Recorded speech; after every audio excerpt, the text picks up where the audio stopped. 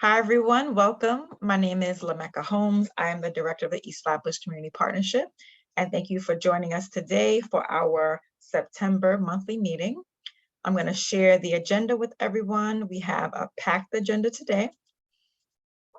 We're going to begin with our welcome. Welcome, everyone. We're going to have our East Flatbush Community Partnership updates. We're going to have our What's Happening segment. We have 3 presenters today. We have LeVar Nero from Sun River Health. We have Jose Hernandez from Make the Road in New York. We have Eva DiBelzio from Unite Us. We have a mental health segment, program updates, as well as next steps. So with that said, I'm going to turn things over to Cindy for our East Flatbush Community Partnership updates. Hello, everyone. Cindy here. We would like to introduce you to Marie. Marie, I never pronounced your last name, but Marie is a new community ambassador with us. Marie, say hello. Hello. Thank you.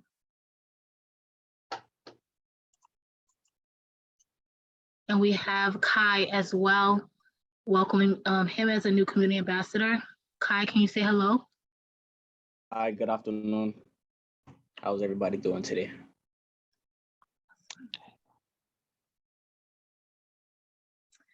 We're going to announce that we have the administrative assistant position open. It is 20 hours a week. So if you know of anyone that's interested in that position, we encourage you to encourage them to reach out to us. We have the link to apply on the newsletter, but if you need that, I'll add it into the link once finished presenting. On August 6th, we participated in a unity walk, giving out resources to the community. It was a big event with multiple service providers out there just sharing resources and information giveaways.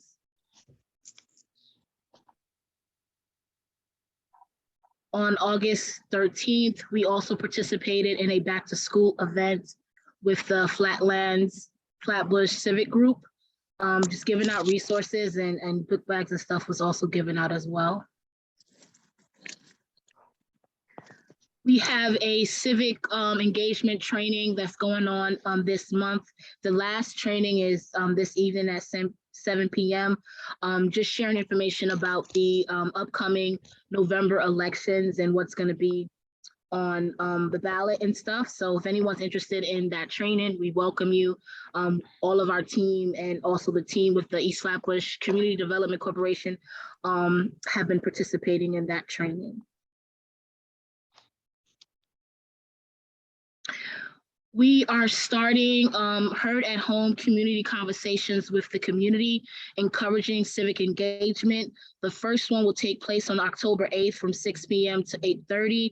This is also in partnership with the East Flatbush Community Development Corporation as well. NYC Votes will be facilitating the civic engagement training, and we're also hoping to have political representatives there and organized groups to help the community get more involved. And it will be at the Flatbush,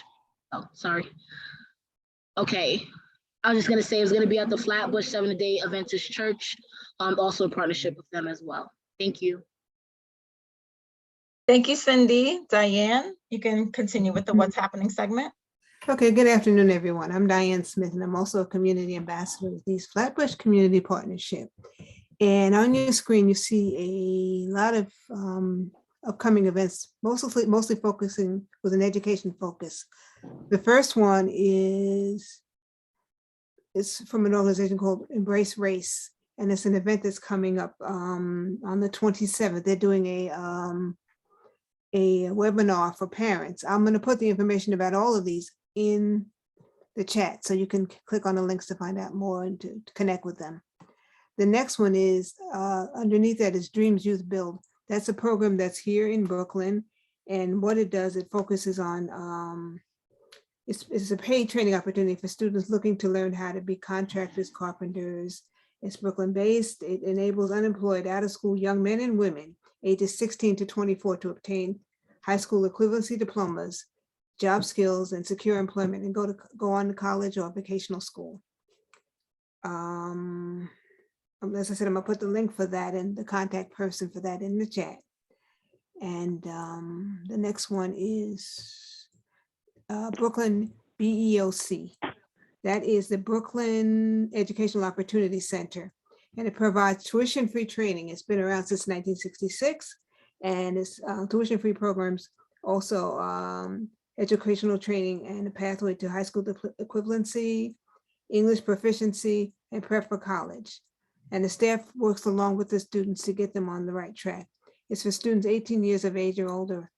And I'm gonna put the link for requirements, the requirements that you'll have to provide them with to get into their program in the link in the chat as well.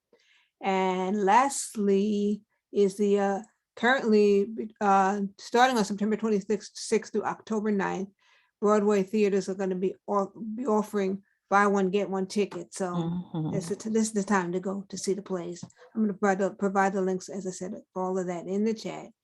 If there are no questions, then I'm done. If there are questions, I'm here. Does anyone have questions for Diane? Okay, so she says she's going to put the information in the chat, so you all can look out for that. We're going to continue with our meeting. Diane, you can continue and introduce our first speaker. Okay. Lastly, if anybody hasn't put their name or name and email address in the chat, whether you're a resident or not, please do so now so that we know who's here with us, so we can continue to invite you to join us. And I'm going to present our next presenter, LeVar Nero. He's the regional manager for Sun River Health. Mr. Nero, the floor is yours. Awesome. Thank you, Diane.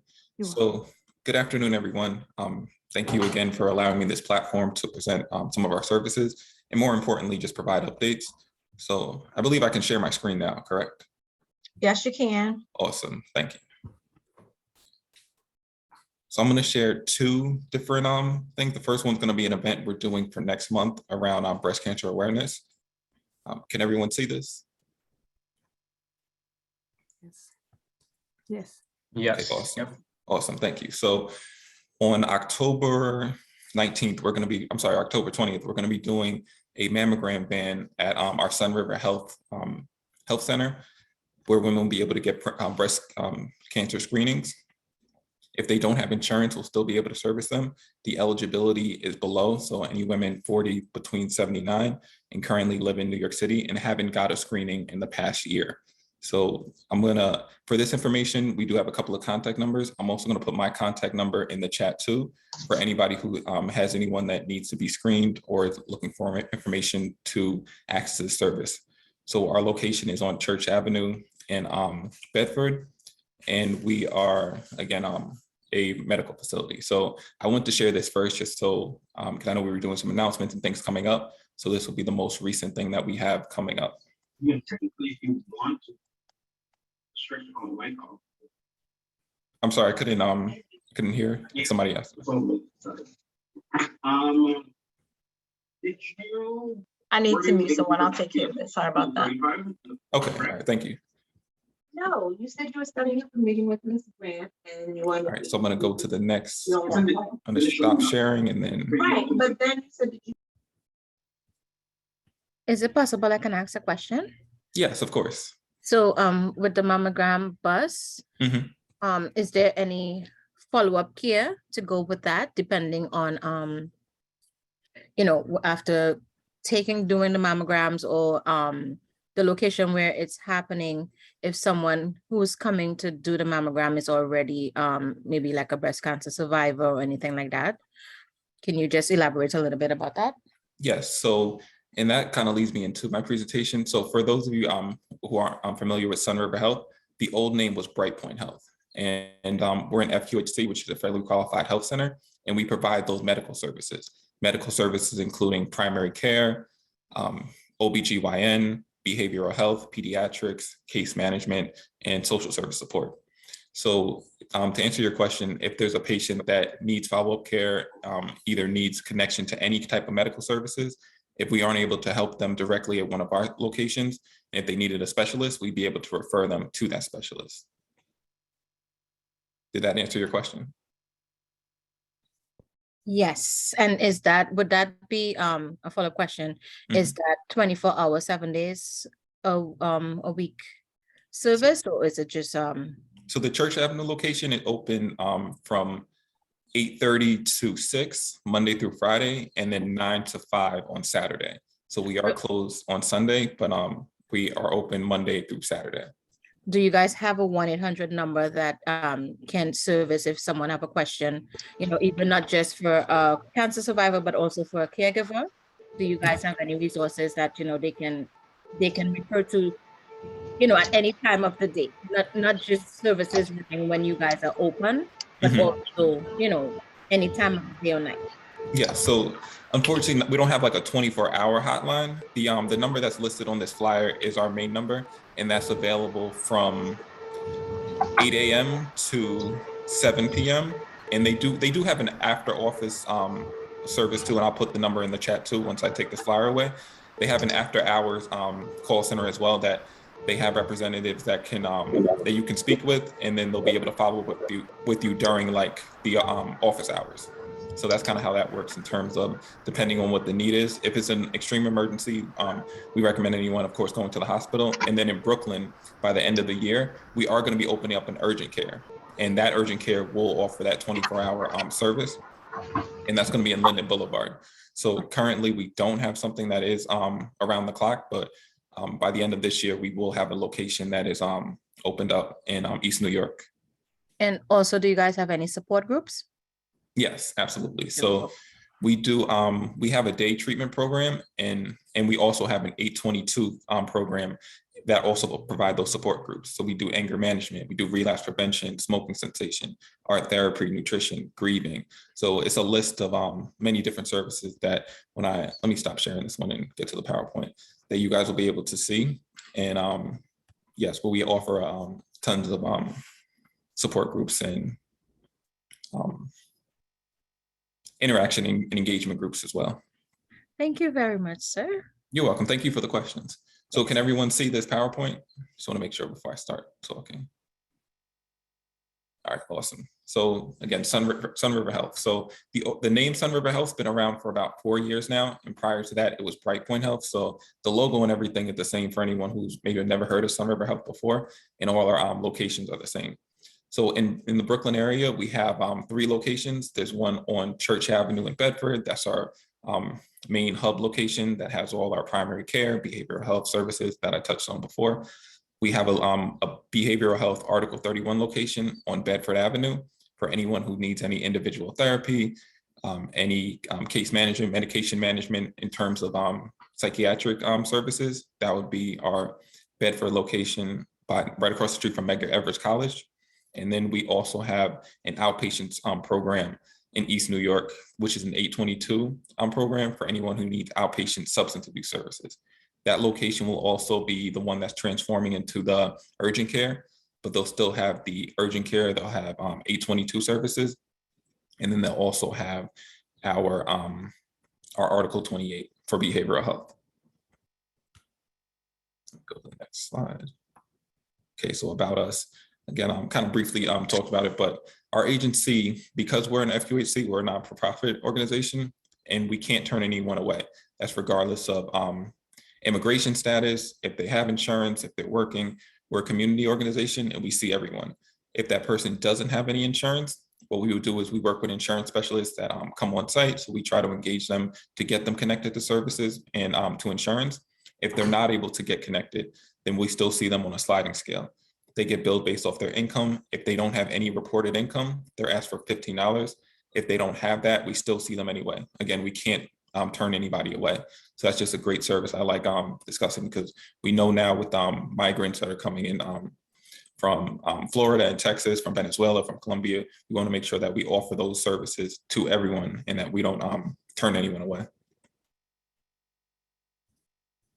It's about history on us. Let's go to the next one. Okay, so our locations. We're located, I mentioned the locations in Brooklyn, but we have locations all throughout the boroughs. So if anyone is being seen at any of our health centers, they're able to connect it to a center that's closer to them, that's more convenient, which is always helpful and useful. We also have locations in Long Island and Hudson Valley.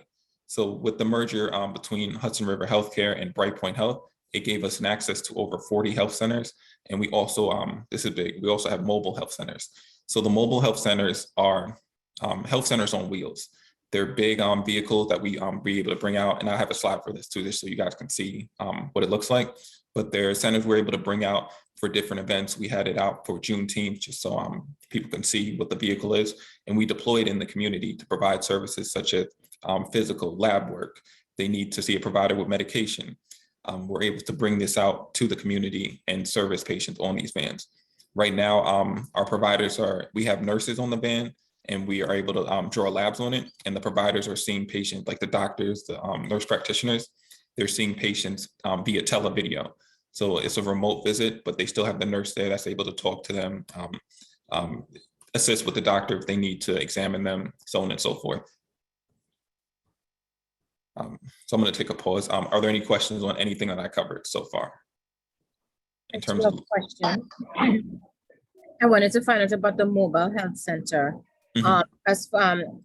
So if let's just say my company is having an event, we wanted to have the mobile health center to be a part of it. I just wanted to know what would be the procedures and how far in advance would you have to put in to get a booking for it? Yes, great question. So with the mobile unit that we currently have, it operates between Monday through Friday, and we haven't expanded to the weekend yet, mostly because of staffing. We're looking for a nurse that's able to work on Saturday, and we identified a doctor that's also able to work. So right now we're Monday through Friday, but what would be needed is, of course, what location we would be attending, what the population that we'd be serving, and then also patients that would be interested.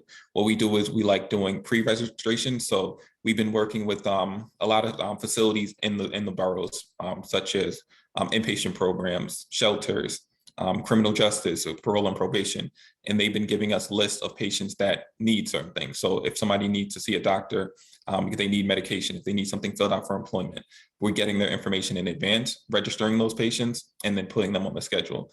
So we usually look for anywhere between 20 to 25 patients that would be interested in those services for a day. And then once we get that, we'll be able to book the mobile unit and then schedule it. And in terms of how far in advance, we make the schedule for the month. So we already have September schedule out.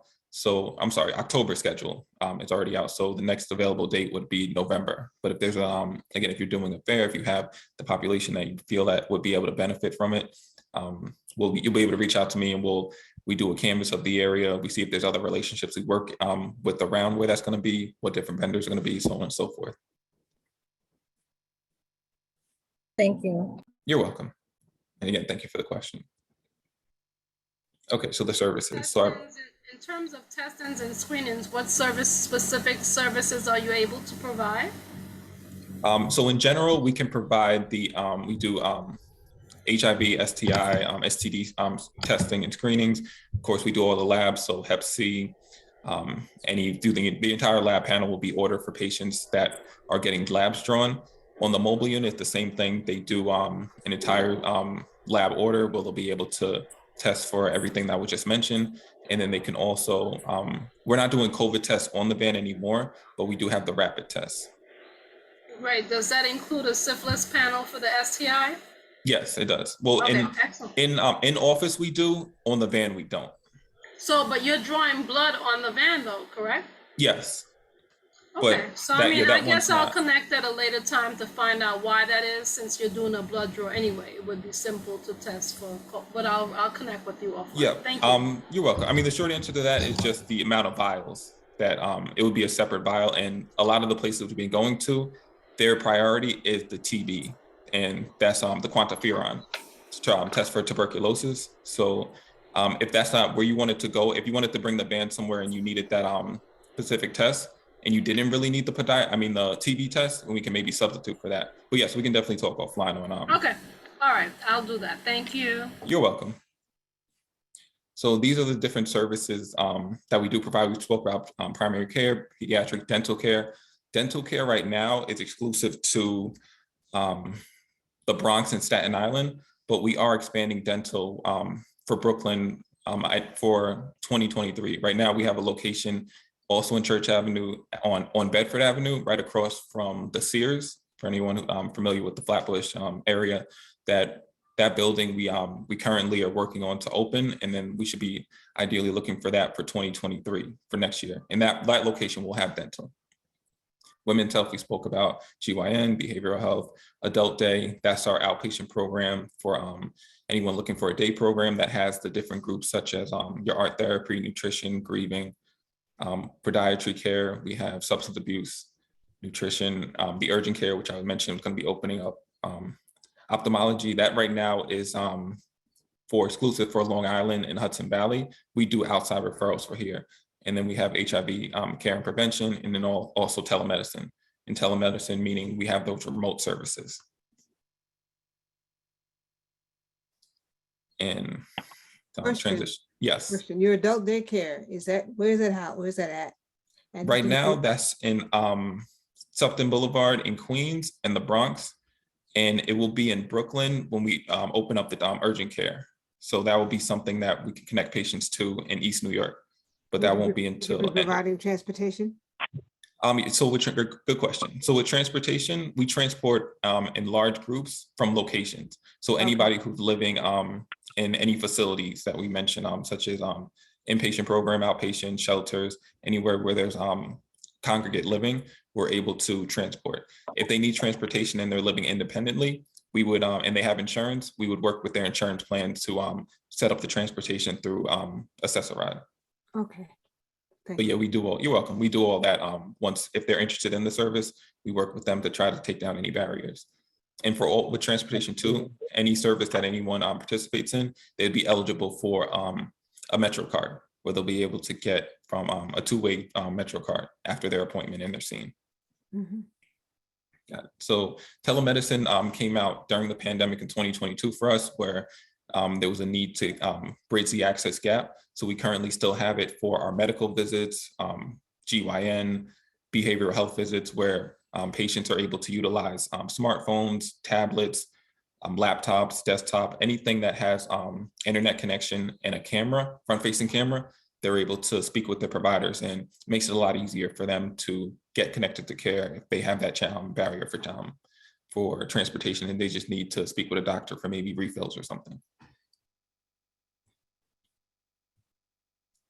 Okay, so my team. So I'm responsible for managing Brooklyn, Queens, and Staten Island, but we have community team members. I'm not sure if Cleon's on, but we have members throughout Brooklyn that's able to act as like your point people or liaisons, basically the connection from the community to the health center. So instead of calling that 1-800 number that I showed on the first flyer, you would have personal cell phone numbers, and I'll put my number in the chat too, that you'll be able to call to get that direct communication, to be able to set up things like the mobile unit, which we talked about, schedule somebody for an appointment. If you have any questions on this, it's just a lot easier speaking with one of our reps that's able to assist throughout. So that's what this is all for. We spoke about transportation. We assist with flu vaccines. So the flu vaccine is something that we're going to be doing on the mobile unit now that that's available. So we'll be able to give out COVID vaccines and also the flu vaccines on the unit.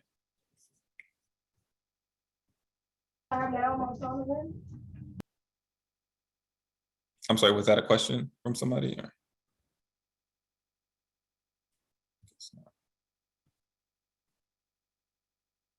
Okay, so our kiosk services go in the same line as remote.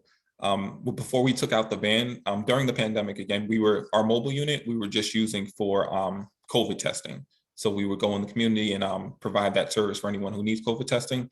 For the past 3 months, we've shifted it to be able to provide medical services on it, as it was initially intended to do.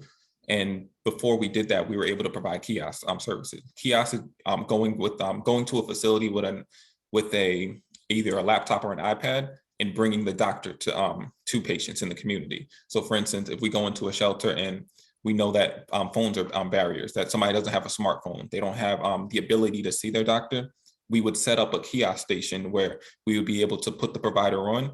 We're in an isolated room and the patient's able to speak with the provider.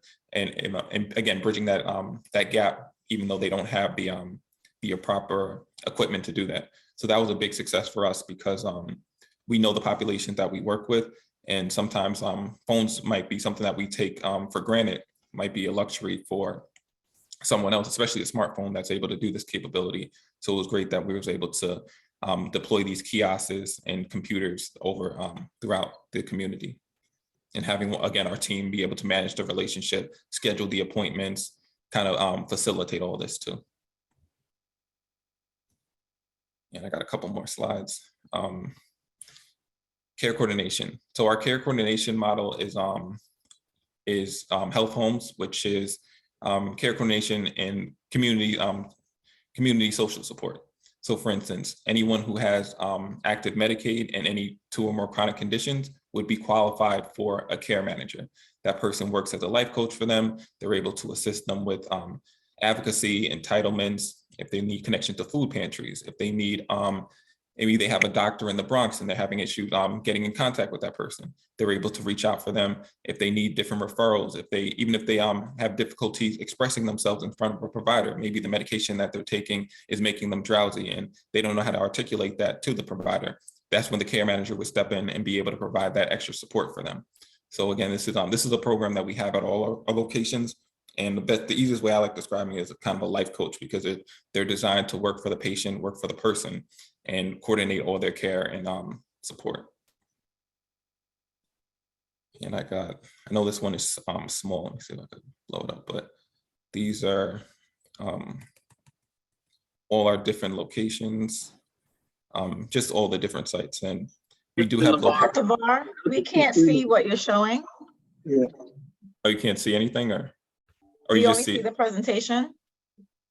Okay, well, yes, this slide, let me just try to exit out of it. So this one, it just shows the different breakdown of our locations. There's 18 in Hudson Valley, 10 in Suffolk County, and 22 in New York City. And it has like all the address list and everything, but I'll also put my email in it. So if anyone needs this complete list, or maybe I can send it to maybe Sydney for her to share, just so everyone can see the different locations that we have throughout New York.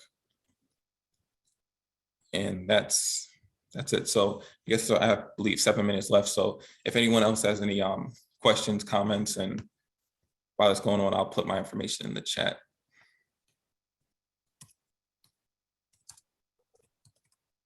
Thank you so much. Does anyone else have questions for LeVar?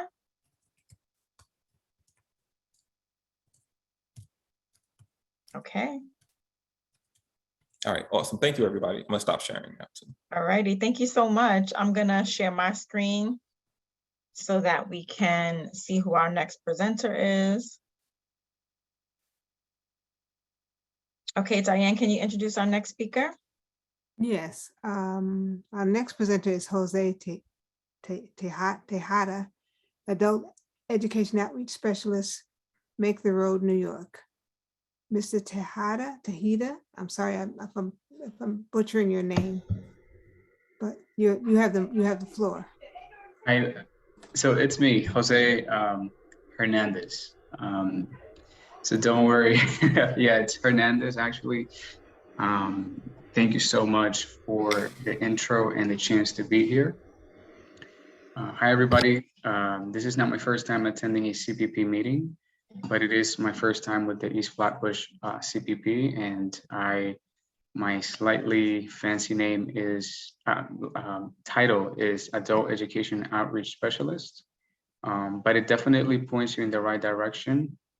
I do outreach specifically for the adult education team for Make the Road, New York.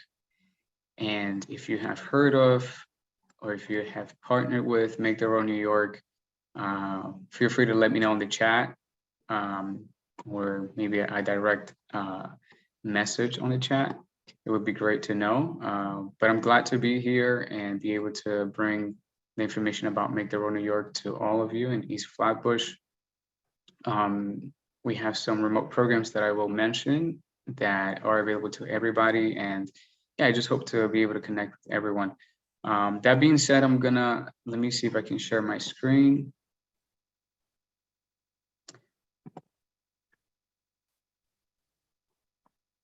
I just want to show you the website really quick.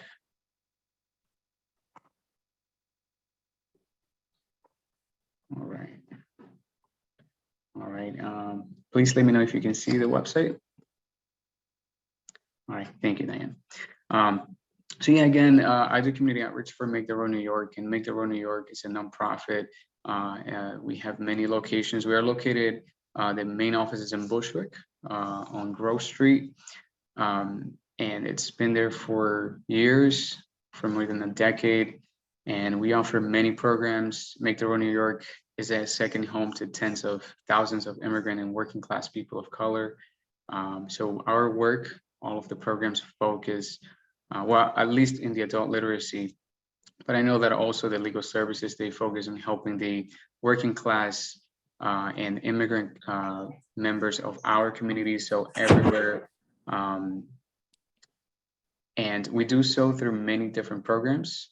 I will focus on the adult literacy. That's the team that I work within. But I just want to show you quickly that we do also have many opportunities for civic engagement, community organizing, health access, including for people who may be undocumented, who need health insurance. Legal services, many people tell me, you know, that's how they know about Make the Road New York, because of legal services. Leadership development, also available, especially for young people. So we have a youth power project and school programs. But I want to talk to you specifically about adult literacy programs. So this is going to be a little different than the health services that were just mentioned. So adult literacy consists of, or rather, let me start here. 1/3 of adult New Yorkers, this may be in need of update, over 2 million people lack either English proficiency or a high school diploma. But only 3% of them have access to critical classes. So Make the Road New York helps meet this need by providing English, computer, citizenship, and a health job training program to over 1,300 adults annually. And we do so by collaborating in coalition with other providers. So I am, hopefully you know, I'm in the right place to collaborate with everybody and create partnership. So what are those programs? I just want to show you that here's where you'll be able to apply, and you'll be able to get more. If you go here, please fill out this form. Here, it'll give you all the details, but basically, oh, it is in Spanish, I'm sorry. There you go. So English classes. We have English classes for anybody in Bushwick. We also have in Staten Island, Queens, Long Island, Westchester, and even other states. So these are available typically, they're starting now in September. They're also available in January, again in April. So basically year round, we have them available in the mornings, afternoons, evenings, and hopefully in the weekends for the next available cycle. And as you can see, the form to register, which is all we need. And I'll just say that this is all for all programs, right? So all programs is the same form, is very short, and this is all they have to do. They just got to fill out this program, this registration form in order to sign up. For the first 3 programs that I'm going to mention, the English classes, the citizenship preparation, and the food safety certification or food handler certification, they don't even have to bring they don't have to do anything other than fill out their registration. Well, I'll go ahead and call them or somebody within the office so that they can get an appointment and get the services, whichever program they're interested in. That being said, we do have the citizenship preparation, which is being also incorporated into the English classes so that they learn them at the same time. So those are two of the education courses we offer. Then we also have a certificate program, which is a food handler certification. Anybody that works with food, even I've been visiting a lot of food pantries lately, they also need to have their food handler certification. Street vendors, even restaurants that I see on Indeed that they keep asking more and more for the food handler certification. And this is also offered in 2 times a year. So I know that it says 3, but it's only 2 now. And students just have to come in twice a week in person. I'm sorry, yes, twice a week. So 2 times in a week in person to the class in Bushwick. And then the other 3 days, the other 2 days are from home. So it's Monday through Thursday.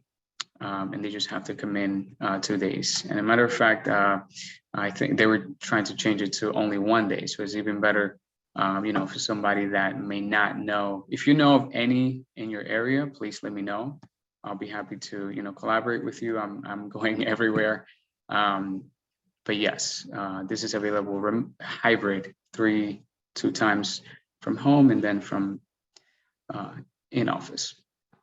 And then we also offer a health job training. So this is a career training, and this is for adults, anybody over 21. But, DYCD considers 16 to 24-year-olds youth. So, even youth, 21 to 24, can take advantage of it. This is the only program that I know of that prepares people to become community health workers in New York City. And again, if you know of any other, please let me know and we can collaborate in case I can't, anybody can't join this program. This is somewhat intense. It's Monday through Friday from 8:45 to 1:30 p.m. if you need the ESOL component, which is the English language component. Because this is for anybody that has a level of English in the intermediate to advanced level. Classes are completely in English, but they'll be able to improve their English while they are being trained to become a community health worker, and they get different certifications, including the food handler certification. So they will definitely gain job readiness skills too. Explore community health issues and healthcare jobs, because the goal is to help them get a job after, and we do that. We do the job placement for this. For food safety certification, unfortunately, we don't. But for this one, we definitely do. And then we have the second training, which is the community health worker, completely online, Monday through Friday, 9 a.m. to 2:30 p.m. This one doesn't have the ESOL component. This is for anybody that is already fully, if they're already bilingual. The classes are in English, and there's an internship that is should be paid to become a community health worker. We have the counseling, finding jobs. We help them with that, and then they get these additional certifications that if you are in the ESOL program, because you're improving your English, you won't be able to focus on those. But we have the OSHA 10, 3 other OSHA sponsored health and safety training certifications, nutrition education, and the COVID-19 mental health and equity and resilience for CHWs, community health workers. So I probably mentioned that this is fully online. I should just clarify that if you know anybody that wants to join and they, their English level is intermediate to advanced and they need the ESOL component program, then which we know is Bridge. If they need the Bridge program, then that would be hybrid. They have to come in. Again, I believe is between 1 to 2 days in person to class, and then they can just be from home. Any questions so far? I have a question. I read it, but I still feel like I want you to explain what Sure. kind of jobs could a community health worker attain? Yeah, so the title in many places, including Make the Road New York, where we have a community health worker, and I think there may be more than one, the title is community health worker. Yeah, if you search, whether it's on Indeed or any other platform, you'll find a community health worker and you'll see the description. They can vary from institution to institution, so hospitals, clinics, nonprofits. Because the focus may be different, but at the end of the day, the focus for the work is to improve the community's health. So working, even doing this, right? Attending events, going to the community to educate people about nutrition, how to deal with illnesses like asthma, diabetes, and so on. Yeah, and salaries can be great too. They can, as far as I was able to see, they can be up to 25, maybe even more dollars an hour, especially if they have experience. HHAs, home health aides, are definitely great candidates for the program because it gives them like an extra, it's like another step in a career in health. But it can also serve as an entry-level career to the health field in general. By serving like as a stepping stone. Thank you. I have an additional question. Have Yes. you heard of anyone who has completed the training, but then branched off and like had their own business? Because I'm looking at the certification, I'm like, someone could totally branch off and do their own thing with that. I'm just curious if that has happened. I haven't heard of anyone. No, I haven't heard of anyone. Okay, thank you. Yeah, no problem. Thank you for your questions. So the best way to apply, like I said, is through this form. For any of the programs, food safety certification, job training, or English, even though I'm not sure, right, because of the location, if you know anybody that needs English classes, maybe because of the location, that might be a bit of an issue, but if they're willing to, then we'll definitely welcome them. Yeah, I don't know that I'm missing anything else. Anyone else has any questions?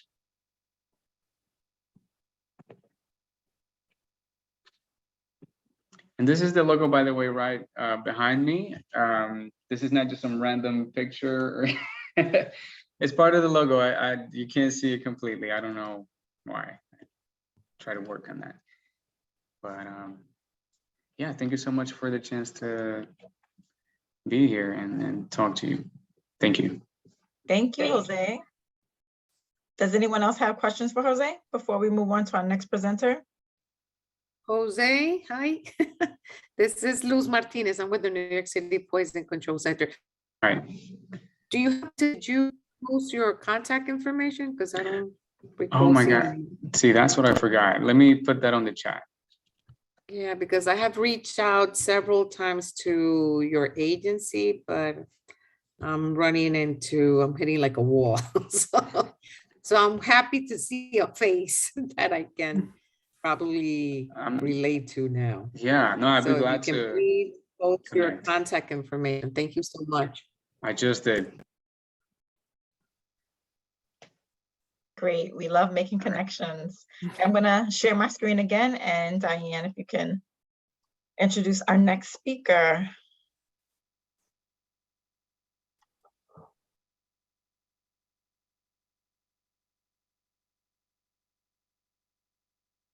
Okay. Hello again. Eva de Beliso. Beliso is the Community Engagement Manager with Unite Us. Eva, the mic is yours. Thank you so much. I will But go you're muted. ahead and share my, oh, am I muted? No, okay. No, we can hear you. Can hear me? Okay. Yeah. You'd think No, at some now you're point I would be on, would get on top of that. Thank you so much. I will go ahead and share my screen.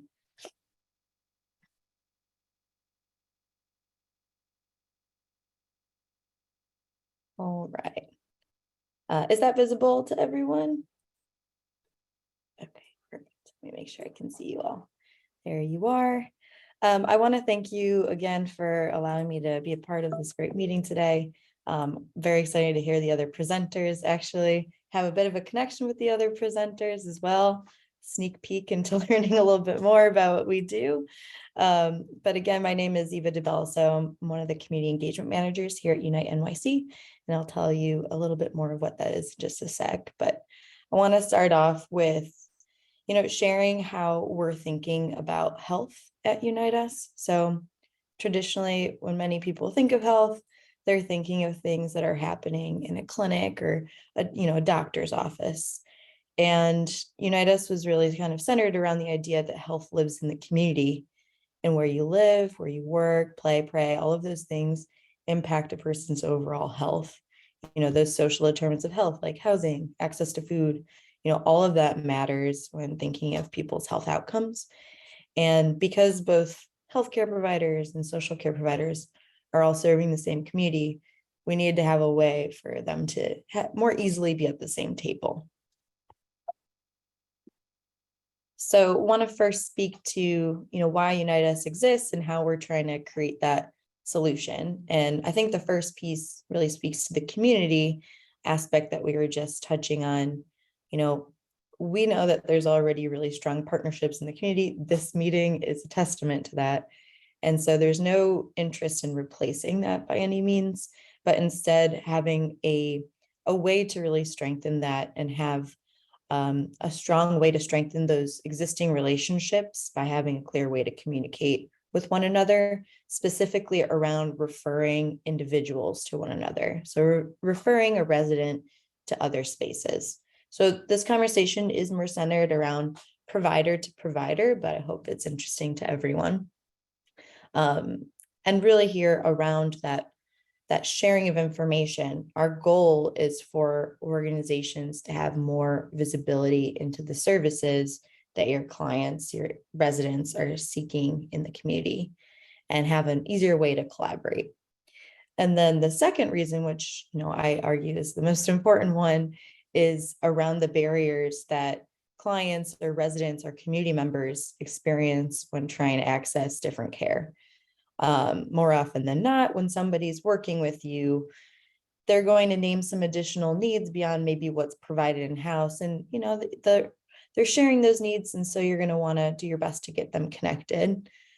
Before joining Unite Us, I spent about 5 years working with folks experiencing street homelessness in Brooklyn and Queens. And so I know that it can be quite frustrating trying to coordinate care for folks and actually learning, did that referral turn into my client, my community member, my family member getting connected to care?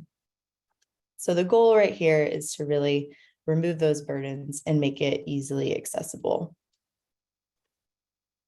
So how are we doing that? We believe that local coordinated care networks of both, again, health and social service providers will improve community health and also allow you to know about all of the strong resources that are out there in the city, but just maybe untapped. So our local network here consists of the 5 boroughs. We just expanded into Long Island and currently expanding into Westchester. So we've got the same model of a very hyper-local network in about 46 states right now. You're welcome to tap into other ones, but the reason why we want a hyper-focused network is so that we have an opportunity to all come together and really be able to network, learn from one another, share about our experiences. But what you really get when you join the Unite NYC network is access to our online platform. So it's a web-based tool that allows the folks who join to send and receive these referrals electronically to one another. So within that platform, you're going to have access to that whole network that we've been growing here. I'll give you a little peek into what that network looks like. But it also allows for you to be able to have a bit more of a, live resource directory. So organizations that join it are able to fully say what services they provide. It's not me saying what Make the Road provides. Make the Road is able to come on here and say, these are my services, and even update it to say, I can't accept any new referrals right now. So if you're thinking about, okay, this is who I want to connect my resident with, you can know ahead of time who has capacity or not. And then lastly, these referrals are what we call closed loop. And really all that means is that you have visibility into the actual outcome of the referral. So after that phone call is made, sometimes you lose, a bit of sight into what happens. This is a bit different because you're going to have automatic updates knowing whether that service was provided. Again, just to be clear, this is a provider to provider platform right now, meaning, CBO to health entity or, nonprofit to nonprofit. But we have plans to expand this to be accessible to community members so that a resident can make a referral for themselves. So I'm very excited for that. We've got some small ways where we're doing that right now, but we're going to make it a formal process so that folks can have more autonomy over their health journey. Okay, I promised a brief glimpse into Unite NYC. So again, this is our local network. And at this point, we have about 350 organizations that have joined. So I don't have everyone represented on this slide, but my goal here was really to just show y'all that it's meant to be a one-stop shop where you can access, anything from mental health providers to food banks, to job training services. And we're really trying to keep growing. So we're always adding new organizations into the network and looking for ways to become more comprehensive and listening to our existing partners to tell us, listen, this is a need I'm seeing a lot in the community right now. Can we get some more organizations to support that?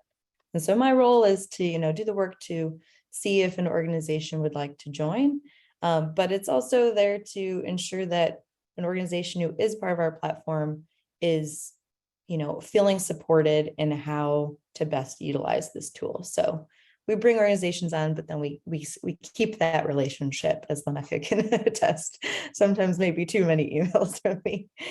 And another thing I want to just highlight is, I think November of last year, we acquired NowPow. So they were doing very similar work as us, a coordinated care network, where you're able to make referrals, also access a resource directory.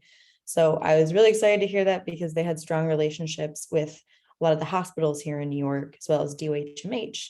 And so now we've kind of combined our networks into one large one. We're slowly merging it all into one.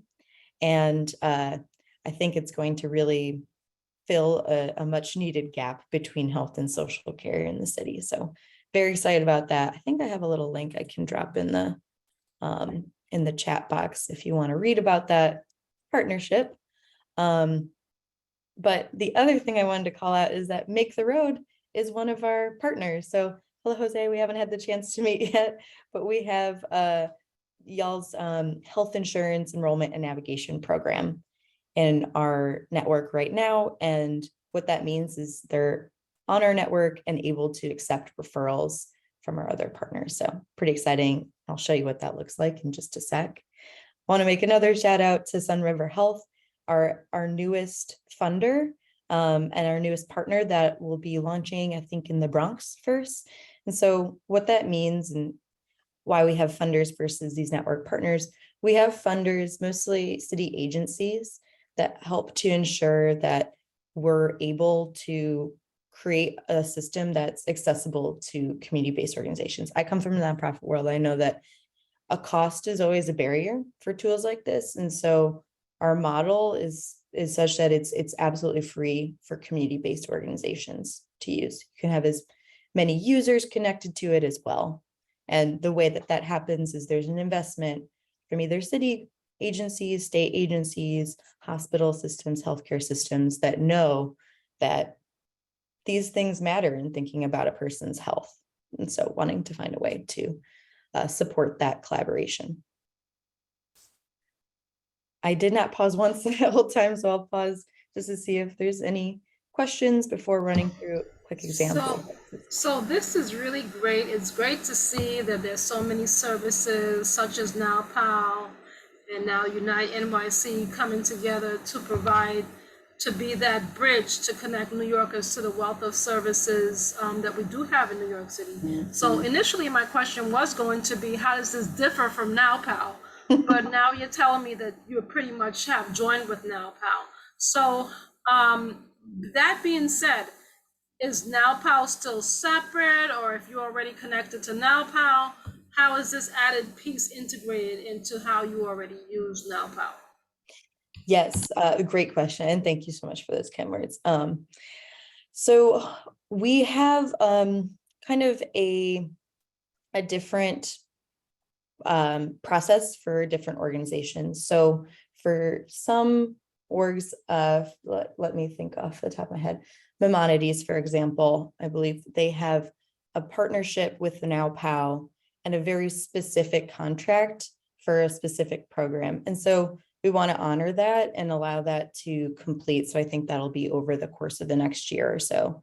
So we didn't want to rush people off of this program that was working for them, but eventually the plan is for all NowPow community-based organizations as well as health systems to move over into Unite Us. Some were able to do it immediately. Mostly those were the community-based organizations that were able to, because NowPow wasn't free to participate in the closed loop referral aspect of, actually knowing what the outcomes were, but it is, at no cost for CBOs on Unite Us. So some folks, they chose to merge over immediately. Some are taking a bit more time. And a part of why it's a bit more time for others is because we want to build out some additional capabilities in the Unite Us technology to match some of the awesome things that NowPow had. So there's a goal ultimately for the best, aspects of both of our platforms to merge. And it just takes a little time for our engineering team to do that. And in the meantime, NowPow does still exist. They're not really building out new networks or interventions, but they're honoring the existing ones until they're ready to move over. Okay, that's great to know, because that takes me into my next thought. Do we encourage partners to connect to Unite Us or to connect to NowPow? So what do I do? And then is there a particular link that I can share with partners? Yeah, absolutely. I would say it's most encouraged to, if you have no connection to NowPow right now, if you're not a part of a specific intervention, it makes the most sense to go directly to Unite Us. I don't think NowPow is taking on new individuals or new organizations, I should say. So Unite Us would be the best method, because eventually that's where they're going to end up. So best to just get comfortable situated in this platform rather than having to learn twice. And as in terms of a link to connect, I'll put one in the chat. We've got a couple of different ways. I have a meeting link if folks just want to talk one-on-one to learn a little bit more. But we also have an info session that's open to a small group of community-based organization staff every 2 weeks. So I think that's probably the best way for folks to get a sense of what Unite Us is. To actually join the network, it's just a quick form. I shouldn't say quick. It's a form that takes maybe, half hour, 45 minutes, depending on how many services you have, in which we're able to build out your initial record. Sharing what services you offer, which staff you want access to. And then after that, we have training opportunities to get everyone comfortable, and then you're live in the network and you get to manage your own account after that. But I still stay in the mix to make sure everything's going smoothly. Thank you. Absolutely. And you'll drop your contact information in the chat as well. Yes, I will. And I've got a slide that even has I'm trying out this little QR code thing I found, so I can see if that works as well. Let me drop my contact now.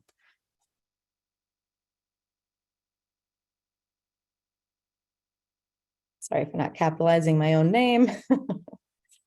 Okay, and I promise I'll share that meeting link as well at the end. Want to show you a quick example of what this looks like in action. So again, this platform is really meant to be provider to provider right now. So that's an example I'll give and show how it can, securely share that client information in order to get them connected to that new service, and also how it can, provide you those updates along with their journey. So I'm going to use an example that's rooted in, my experience. So on our left here, we've got our client, Tom, we'll call him. And let's say he's experiencing housing instability and visits a local drop-in center, homeless outreach office, and meets with Maria, one of the case managers here. So during that initial conversation, likely they're doing intake, Tom sharing his housing story with Maria. He also identifies some concerns that he's not able to afford groceries through the end of the month. And so he's named that he's experiencing food insecurity. This isn't something that Maria's organization provides on site, but of course he named that she wants to get him connected to someone who can. So because she's a part of Unitas, she's able to, instead of, Googling services, I have to admit back in the day, we had a resource sheet and I would just circle a few that I thought was a good match based on what they were saying. Instead of that, she can log into the Unitas platform and put in some basic info about Tom and what his needs are. And with Tom's consent, it's that little block, you're able to capture consent digitally to sign this, to remove one more barrier, and send a referral to an organization that's going to be the best fit. And the way that you can find the best fit is, of course, we have eligibility criteria all listed in each organizational record. We also have things like populations they specialize in serving, whether they're able to provide transportation, languages they support, accessibility, if it is ADA accessible, etc. So all of that information is there for you to be able to make an informed choice. Most important one is, are they accepting referrals, of course. So she identifies it, sends it to the appropriate food assistance provider. And from there, that person is going to receive, I'll mention also this food assistance provider is also a member of Unitas. So they're going to receive this closed loop referral. And they receive first, because a referral was sent to them, they receive an email notification that's going to prompt them to log in and review the actual details.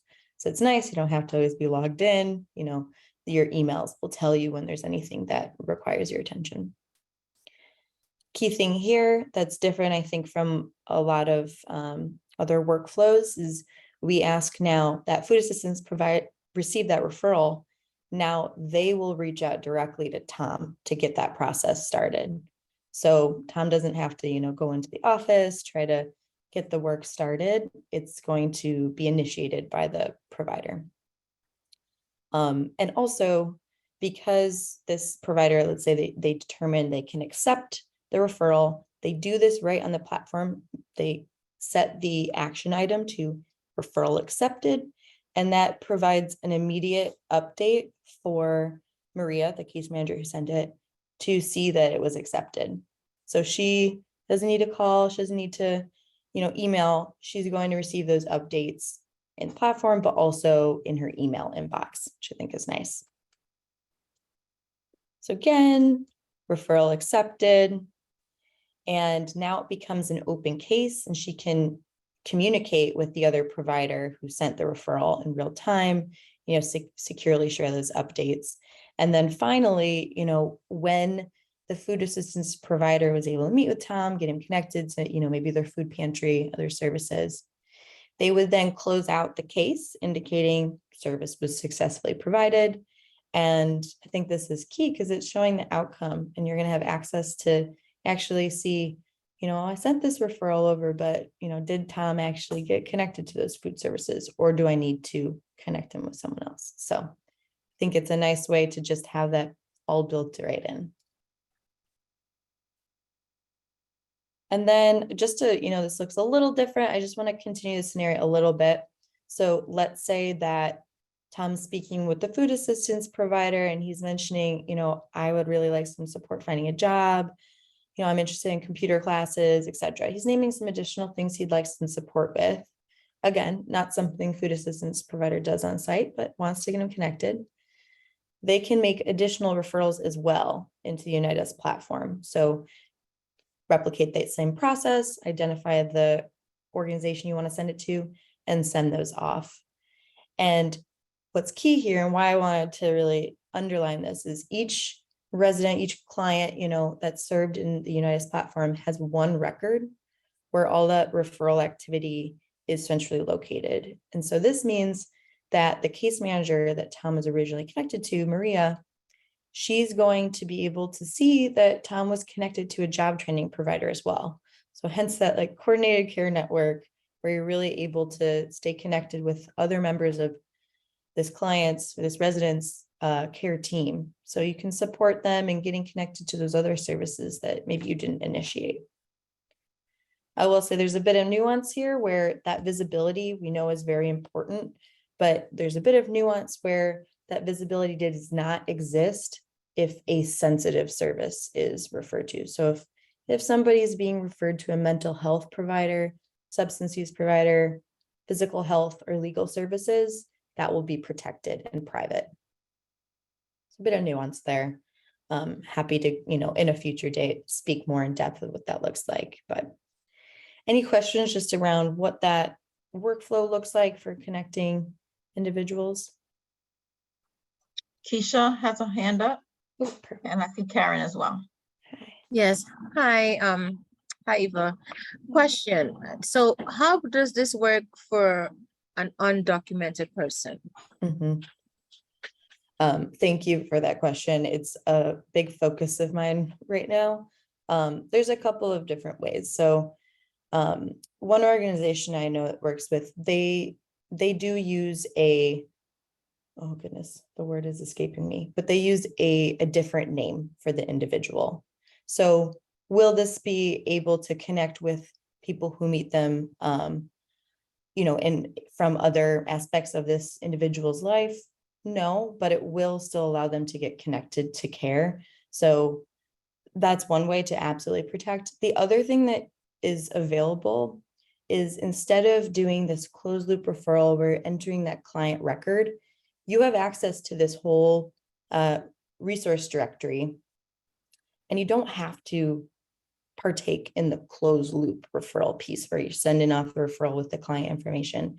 You can simply call up those providers because you still have access to the live directory. So I would really say the short answer is it really depends on the individuals, the person who's underdocumented or undocumented, depends on their comfort level. I will say something that's key here is no client information is shared without the individual's consent, or without the client being connected actively to that organization. So instead of it being like a Facebook or a LinkedIn where you're searching Eva DeBella, so what services is she connected to? You wouldn't be able to access that record. You would only be able to access a client record if you're serving them or if a referral was sent to you and you accepted it. So there is privacy associated with the individual. I think the absolute safest way to do it is to utilize the resource directory more and do that referral activity maybe off platform, or to create a, does anyone know the word I'm looking for? A pseudonym for the individual. And as long as you have an internal process for knowing, this name means this individual, then I think that's perfectly fine. And the only information that's required on a client record is first name, last name, and date of birth. Okay, thank you. Absolutely. Karen, you have your hand up as well. Yes, hi. I was just wondering, is at any point in time or always can the client get access to their record? Great question. Yes, the process for it, I'm going to have to get back to you on exactly what that looks like. Short answer, yes. Is there a beautiful way where they can log in and access their record right now? No, but that is the dream. So in terms of the process for accessing that information, I think it would have to be a specific request that probably comes through me, and I would talk to our operations and our legal compliance team for getting that information to them. But my dream is for it to be, you know, something that they can see, because it's their story. Exactly. So that's in the works. Okay, I want to do a time check. Should I try to wrap it up right now? Can I want to make sure I'm not overstaying my welcome? Okay, one more. Okay, so I'll skip over this. I'm happy to send out something in the future. Won't be able to do a software demo, but I wanted to invite you and share a little bit about how the next steps can look. So first of all, we again have those info sessions every 2 weeks. I'm going to drop a link for that. I'm going to drop a link for our info session in the chat box. So you're able to register for one. It's actually tomorrow is our next one, or for one in the future. You're also welcome to book a meeting with me directly if you'd like. I think you should be able to use that QR code to see some more of this information as well. But ultimately, to give you a glance into what it looks like to join the network, we do like to have a one-on-one meeting with organizations before they join, so we can really understand what your current process looks like and how we can match it as closely as possible, explore different aspects of the platform that could, you know, support your work in a way that maybe it's not currently being supported as well. So that one-on-one conversation is important to us.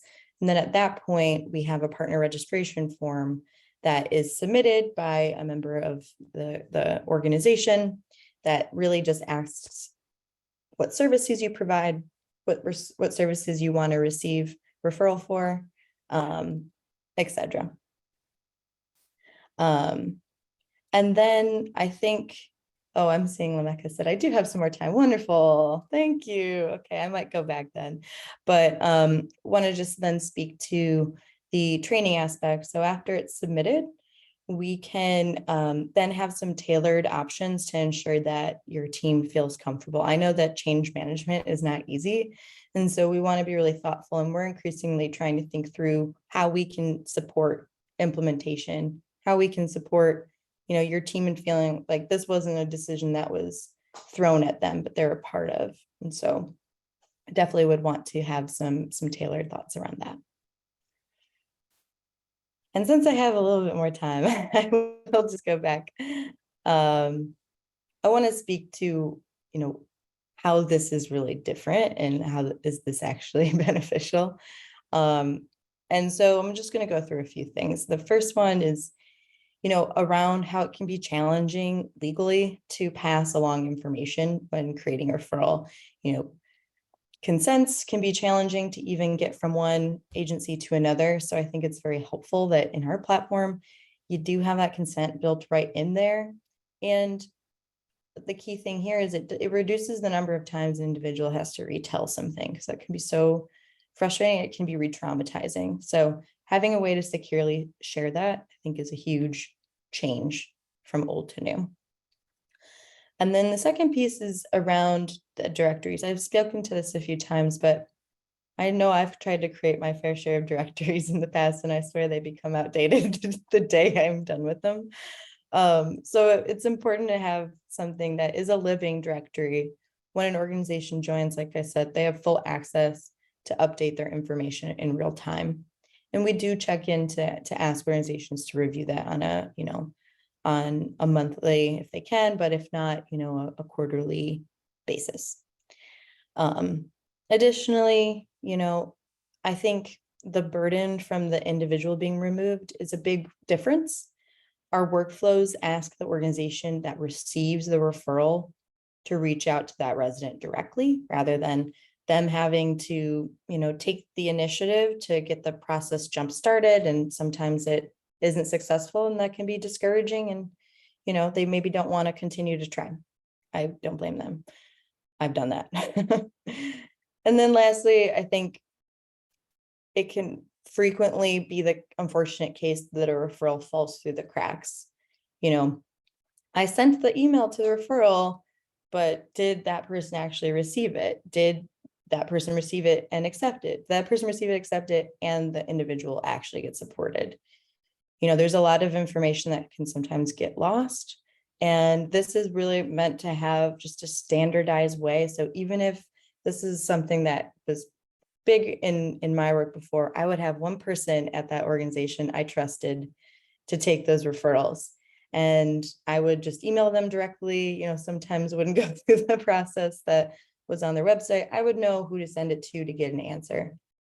But then when that person left the agency, I was kind of, you know, I was at square one. And so this is just meant to have a standardized way so that, you know, staffing changes happen. You don't need to require, you know, a close relationship with just one person. You can have that ability throughout. And yes, this is an online, you know, web-based platform, but the human component is not gone. We meet at least monthly as a network. We do a partner spotlight where we invite a few of our partners, usually newer ones, to share a little bit about what the services they provide are, some upcoming events, you know, that they have, a focus that they have right now.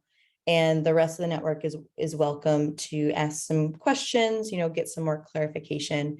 And I think it's key. And, you know, people prefer to send and connect their residents to agencies where they know the person who's behind that agency name. And so we want to facilitate opportunities for, you know, the in-person networking to happen as much as this online networking does. Any other questions? I think I do have time to very quickly jump into a demo of the platform. I won't be able to show everything, but you'll be able to get a sense of what it looks like. Okay. I will, if I am in a new tab, are you still able to see the new tab? Okay, perfect. So I will go into our demo environment right now, but I'll just show you very quickly, actually.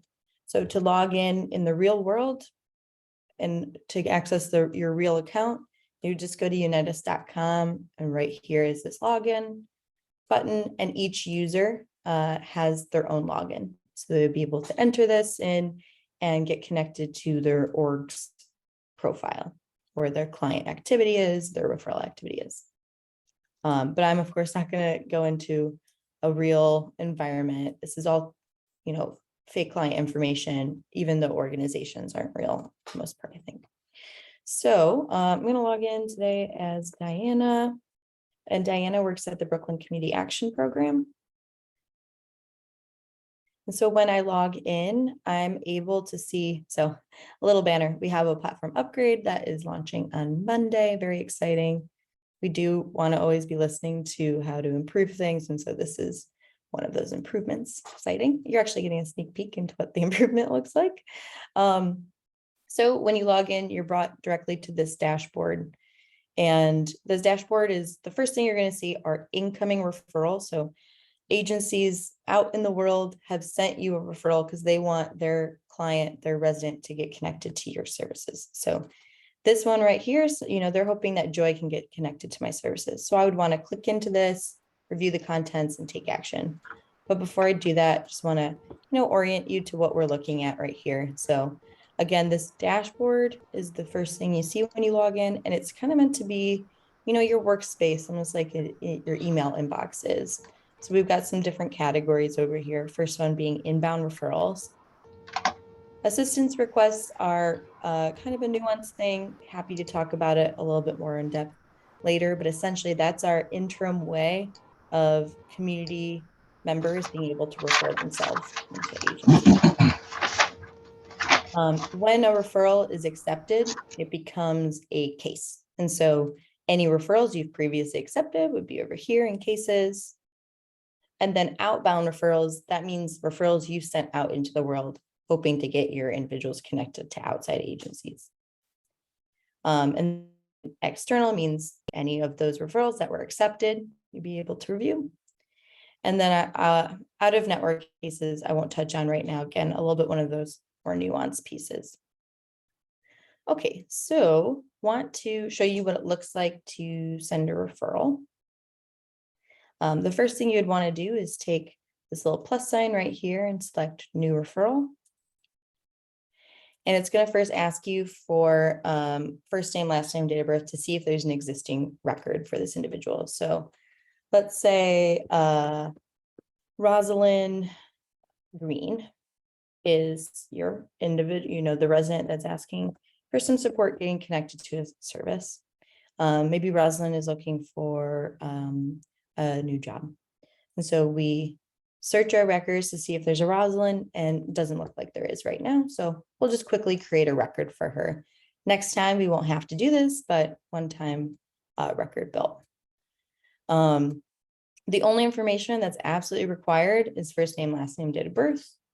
It does, these red asterisks indicate required, but you can leave this information as undisclosed and it will still satisfy that. So if somebody has not shared that with you, you can leave it.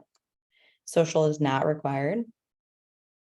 And then below that is the contact information. So this is how that agency you're sending the referral to is actually going to reach out to your resident. So you would want to provide their info, whatever they're comfortable with. It was mentioned earlier, not everybody has access to phones or emails, and that's absolutely, why this is not required, but you can put in, case manager's contact information if it's easier to facilitate it through a person. But let's say Rosalind would like to receive emails. That's okay. They're also okay receiving a phone call for the purpose of care. You can even enter preferences or times that are best. And then below that, we've got the address. So again, not required. Not everybody has an address or is, comfortable providing that. You can leave it as unknown. You can even leave it as unknown and just add a zip code. If what's helpful about that is it will show the organizations that are closest to your individual's zip code. Okay, there's some supplemental information here. You're able to enter insurance if that's relevant, not required. Okay, so we made that. And now the next thing we want to do, ignore this, this is just demo stuff. The next thing we want to do is access only the services, the agencies that provide the service I'm interested in. So Rosalind says she wants job placement services. So I can scroll down to select the one that's most appropriate. You can see here we've got a lot of different service types, I think about 200. And organizations tag themselves with these different service types. So I want to only see the orgs that provide this service. And I can see in this drop down right here, these are the ones that provide it and are accepting referrals right now. This doesn't give me a whole lot of info, obviously, but it's great if you know who you want to send it to already. Usually though, 9 times out of 10, let me make this a little bigger. You would want to see a bit more information before you send a referral. So this I'll show you again where this browse map shows you way more information. So you're able to see this blue dot representing the, Rosalind's address that she provided, zip code in this case. And then all of these pins represent the agencies that fit that criteria of providing job placement services. So I can click into each one of those, either here or here, in order to read more about them. You can see, hours, etc. And then below that, I can see the programs. And these, confirming they're accepting referrals. These are all the service types that they have said they want to receive referrals for right now. And I can review a little bit more to learn more about the location, as well as description of the service and the eligibility requirements that may be, very important before sending a referral along. So that's all accessible, but you can also filter it down, do a little bit of the work for you by only maybe seeing organizations that support, your client maybe is Spanish speaking and you want to make sure they're supported in Spanish. You can search just for the agencies that support that. Same thing for accessibility. as well as the population they specialize in serving. So we've got some around age. There's a lot of different populations that are represented here. Okay, so after doing so, let's say I'll just show you another one for sake of being able to see what these look like. Again, you're able to see also things like, you know, confirming it's free, it's in office, could be, you know, remote, etc. Free transportation offered, etc. But after reviewing, I decided Fort Greene Foundation is going to be my best fit. So I just select that here, add recipient. And now it's got Fort Greene Foundation selected as the org I'm sending it to. I can even specify which program if I want. And then below that is the actual description. So this is where I'm sharing that information. You know, let's say client has prior experience in the food industry. Oh God, I can spell, I promise. And maybe previously employed last June, something like that. You know, you can provide whatever information you think is relevant, even attach a document if you want. And also even send another referral for a different service type and select the appropriate provider for that. So you can do it all in one fell swoop. We'll stick with one for now. And now we're brought to just optional additional information. So you can add some more info to really ensure that your resident is going to receive appropriate affirming care. Some additional info here, as well as some additional information specific to the service they're requesting. So we've got a standard set of questions based on the service category they selected, in this case, employment. So you've got some employment related questions. Again, none of this is required. It's just meant to be a place for information to be passed along if you have it. And then final step is just to review, make sure everything looks correct. Looks good, looks good. So then I submit it, but none of that information will be released until I capture consent for the individual. And this only needs to be one time, just like the client record is only made one time. Consent is only captured one time as well. So once you're done, you don't need to do it again. But we do have 6 ways for that to be done. First one, I think, is very helpful if you do remote work. And what that is just a consent by attestation. So you're attesting that they have provided verbal consent. So you would read this to them, ask them these following questions to make sure they do provide consent, to agree, understand, etc. And then you would sign your name attesting to their verbal consent. You can also send it directly to their phone number on file if they have a text that is compatible with that. Same with email. You can pull it up right then and there with them if they're sitting next to you, and they can sign their own name digitally. Again, just looks like this. And then, of course, last but not least are the ones that are a bit more, well, audio file I think is maybe not as frequently used, but you can upload an audio file if they want to give a recording of them consenting. And then, of course, signed paper form. So you can download this consent. And actually, I think it's offered in 50 languages right now. And you can upload that physically signed paper form. We'll just do this consent by attestation. I attest.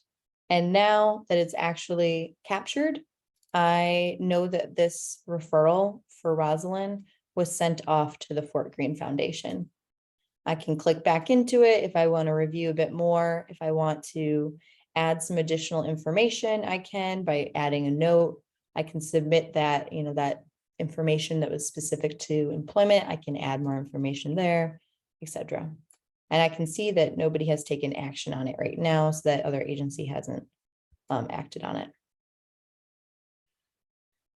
Any questions just around sending a referral?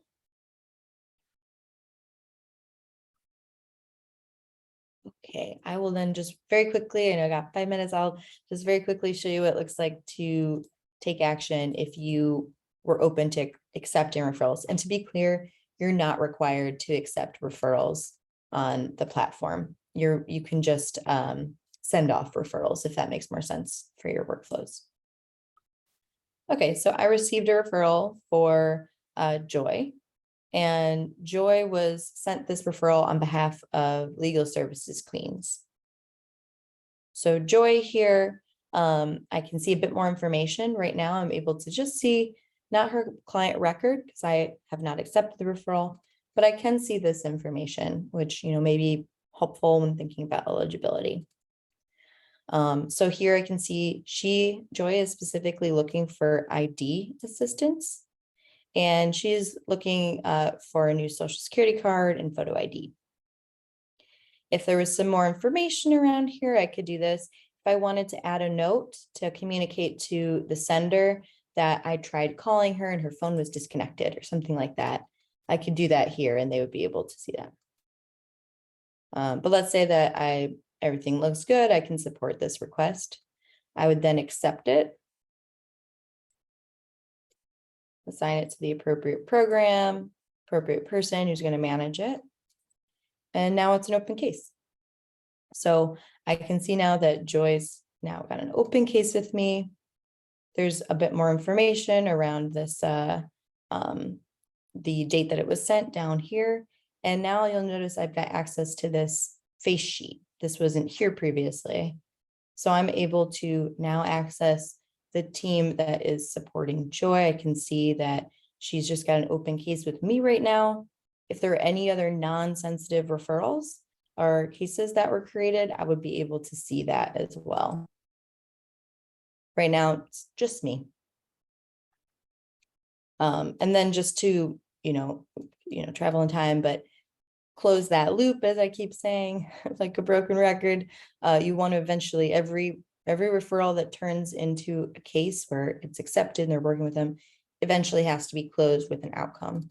So you would want to indicate whether down the line this was resolved or if it was unresolved. Firstly, we'll have a good day. And then eventually you want to also put an outcome. So in the real environment, it has things like client was provided a social security card, etc. For these outcomes. So we'll say client received new social security card and state license. Close case. And now that agency can receive an email notification letting them know that that referral was closed out as resolved. Joy got her IDs. Everybody's kept in the loop.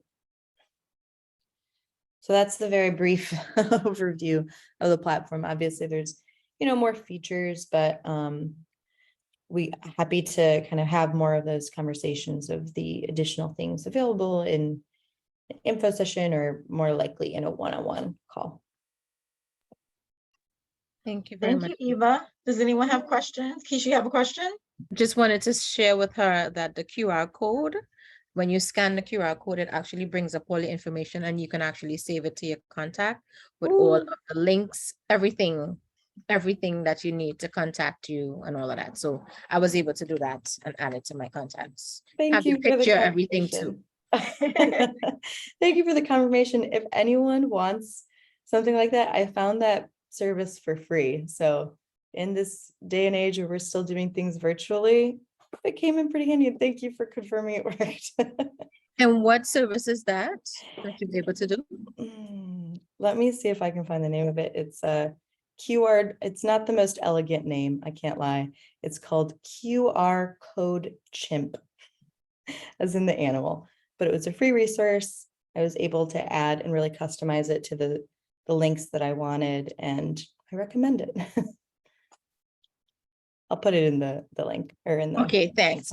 Yeah. Great. Okay, so does anyone have any other questions for Eva? Okay, so as she alluded to earlier, we recently started using Unite NYC and it's been great so far. I was impressed to know that within like the first week of us getting set up, we started receiving referrals. So I'd highly recommend that if your program isn't using it, to schedule a call. Eva is very helpful. She's very pleasant. and easy to work with. So I'm sure that she can help you if it's something you're interested in. So thank you so much. All right, we're going to transition into our mental health segment, and then we'll have our program updates. I'm actually going to share a video, but before I do that, I'm like clicking back on screen. So here we go. We're going to go back to here. Okay, so one of our partners who's actually on our governance team had a parent cafe this month focused on National Suicide Prevention Month, which is September. And so I just wanted to encourage you all to actually watch the video because it was a wealth of information. It was sent out in our weekly newsletter this past week. So you can check that out. But I wanted to share just like a 5-minute excerpt from it. So we all know that these past few years have been trying for all of us, and this segment speaks to just things to look out for regarding suicide signs in youth. So we're gonna take a look at the video really quickly and then transition into program updates, okay? So let me stop sharing and then start sharing again. Okay.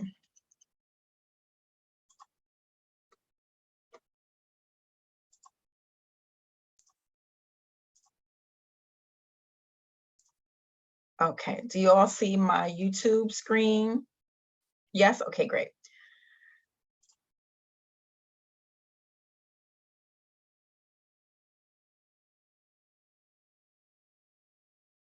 There's no audio, Lameka. No sound. Okay, give me one moment. Let me fix that. Thank you.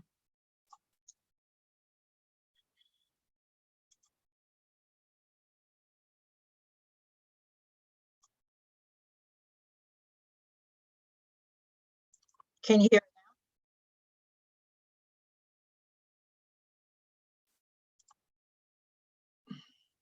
No sound still. You may have to unshare and share your sound first. I forgot that part. Okay, let's try it again. Thank you, guys.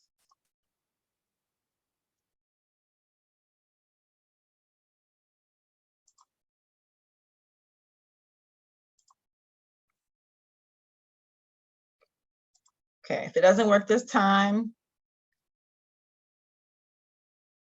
we won't do it, but hopefully it does. Can you guys hear it? All right, I'm sorry about that. I think I'm missing something when I share the screen, but it's okay. We'll go into program updates. As I stated, it's in our newsletter this past week, so you guys can check out the full length of the video there, okay? So who has program updates? You can feel free to unmute yourself and share out.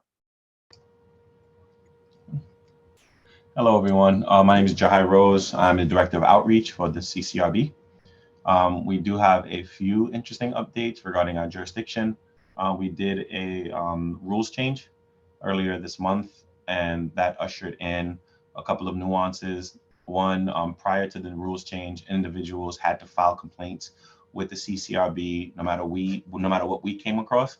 They had to file complaints with the CCRB in order for a complaint to be investigated.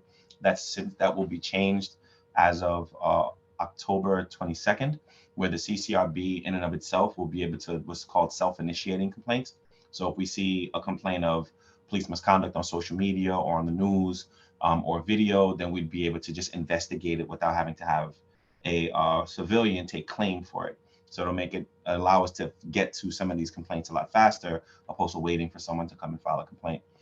Two, if a police officer is not using their body-worn camera correctly, which means like they may turn it off because something's about to happen, they don't want it to be they don't want it to be videotaped. Something may already be happening, and they turn the videotape off because they may lose their temper and don't want someone to see what's happening. For whatever the reason is, if they're not using their body-worn camera correctly, then the CCRB can directly investigate those complaints and make recommendations for discipline. In addition to that, for anyone that's ever seen one of our outreach presentations, some of the terms that we use are very legal for the most part, like, hey, your case has been substantiated or unsubstantiated or exonerated, very legal terminology. we believe that these terms are just a little difficult for individuals that, you know, are not in the know of this to be able to understand. So that being the case, we have since changed some of them. So those changes will be substantiated will stay the same, unfounded will stay the same, but unsubstantiated is going to be changed to unable to determine. With it being unable to determine, it's easy for you to be able to tell that, you know, it's not that we did or that the officer did or didn't do it. We were just really unable to determine if they did or didn't commit misconduct. And exonerated is then going to be changed to within department guidelines. So it's easier for an individual to realize that it's not that the officer did the right thing, holistically the right thing. It's just that what the officer did was allowable by the NYPD's guidelines. So hopefully it's easier when individuals get disposition letters or those letters saying what the close or the end of their case is. It's easier for them to be able to understand it. These rules will go into effect. Oh, and also the agency will be able to investigate bias-based policing and racial profiling as of October 22nd. So the agency will be able to investigate any claims of an officer taking action against someone or refusing to assist someone solely based off of someone's race, ethnicity, national origin, color, religion, sexual orientation, disability, so forth and so on. So these are some nuances. We will be adding these to our presentations and updating the community as we visit nonprofit organizations and schools. So we will flesh this out more as we update our presentation. I will leave my information in the chat. If anyone wants a outreach presentation from the CCRB, please don't hesitate. Shoot me an email and we'll definitely arrange something. Thank you. Thank you. Any other program updates?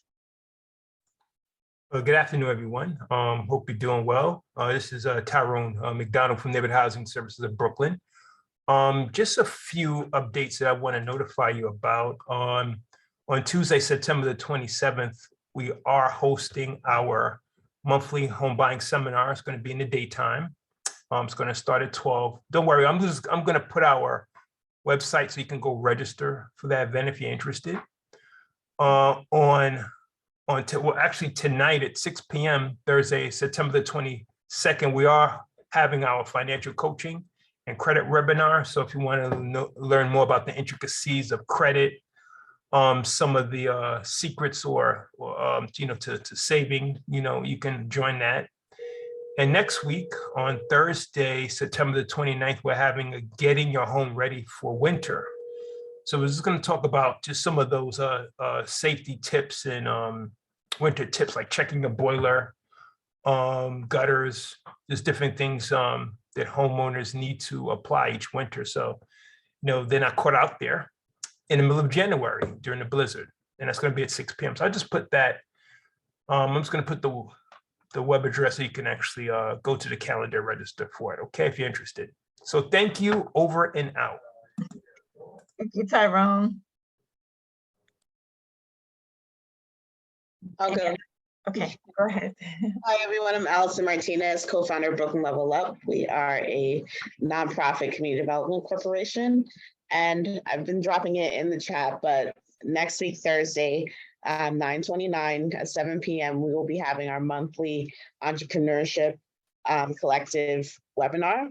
And Morgan Stanley will be on to co-host and present on the roadmap for becoming an entrepreneur.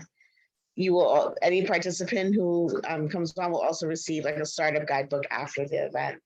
We are also working on with the New York City Civic Engagement Commission on participatory budgeting this session, which is for the first time doing more of expense work, which is workshops and projects that can be funded rather than capital projects.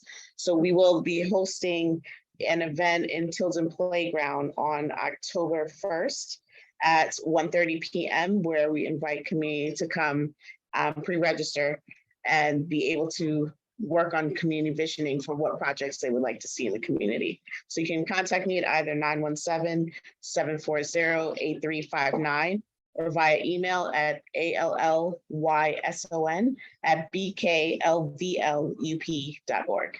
That's it. Thank you. Thank you. Anyone else? Can she put that information in the chat? I'm sorry. That's okay, Sydney. I'll put my email and we can follow up. Hi, have an announcement. Shawnee from Live On New York. Hi, everyone. We are going to be hosting a health fair with Spring Creek Towers on October 15th. We are looking for organizations that may want a table or co-sponsor with us. I will drop the flyer in the chat. But again, it's October 15th from 11 to 4. We will be doing it right in the Spring Creek Towers area with the Brooklyn Sports Club. So it should be a really nice, fun day. We'll have some food demonstrations, a DJ will be outside in the court. So it should be a lot of fun. But it's health fair. So anyone that wants to come and table, we are looking for organizations to work with us. I'll put the information in the chat. Thank you. Thank you. Keisha, would you like to share an update? Yes, I've been trying to post my flyer in the chat. It's just giving me some problems.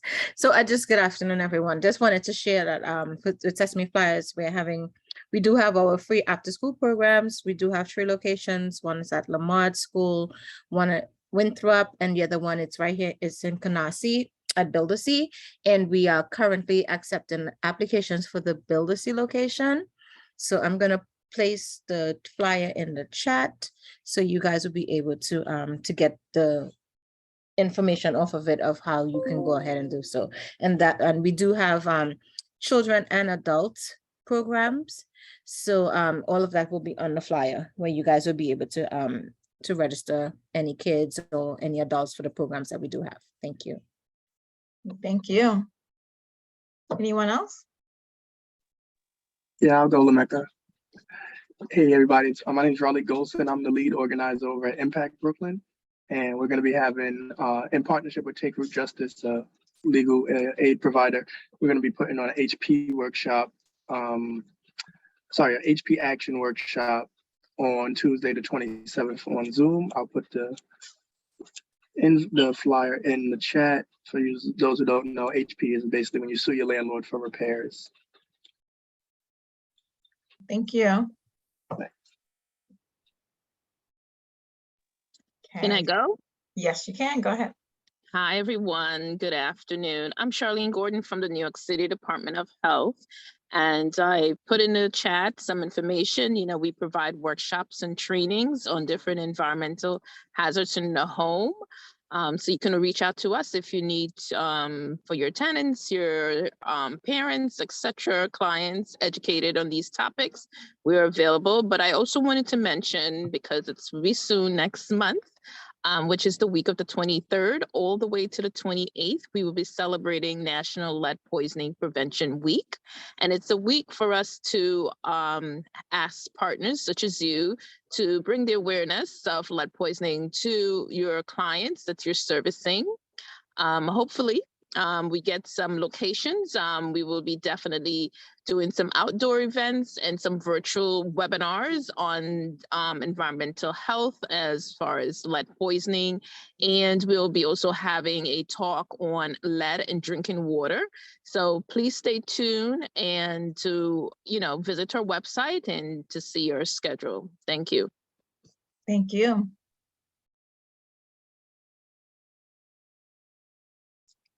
Do you have any more program updates? I just want to encourage people, if you haven't presented during the general meeting and you would like to, I've placed in the chat a couple of times and we'll do so again, the link to the presenter request form. We've had over 20 people present, I think, using that platform, and it's been working really well for us. So again, if you would like to present, I'll add that link up in the chat so you could join. The dates are included for October, November. December is not included because we usually do a celebration, but January and February is up there, and it's good to sign up early because a lot of people sign up. Thank you, Cindy. Okay, so we're gonna finish up things for today.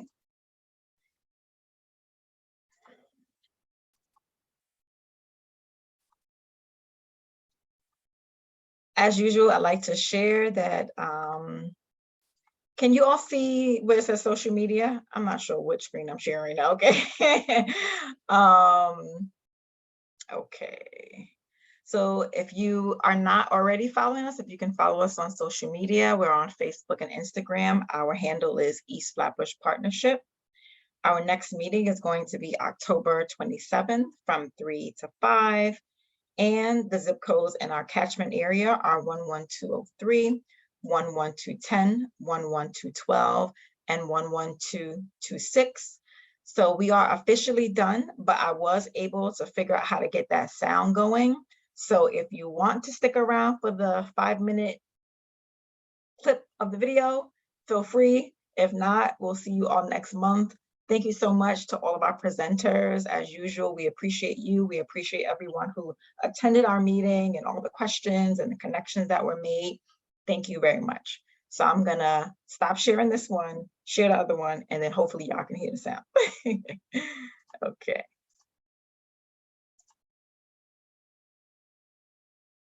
Okay. Can you see the video? Yes, okay, great. And now I'm gonna press play. Can you hear it? No. Oh, then I don't know. I'm sorry, guys. Okay, I tried. Thank you all. Have a great day. Okay, Lamika, I'm gonna too. have to Thank send you. I'll have to email you the file because it's just not. No working, problem. We can copy send and it out paste to for me. everyone. No problem. And I'll send it to you. Thank you very much. No problem. Thank you all. Have a great day. Bye. Okay, take care and thank you all. Bye, As usual. everyone. Thank you. Someone was asking for the link for the video. I will put that in the chat for those of you who are still here. It is also in our newsletter if you wanted to see the video.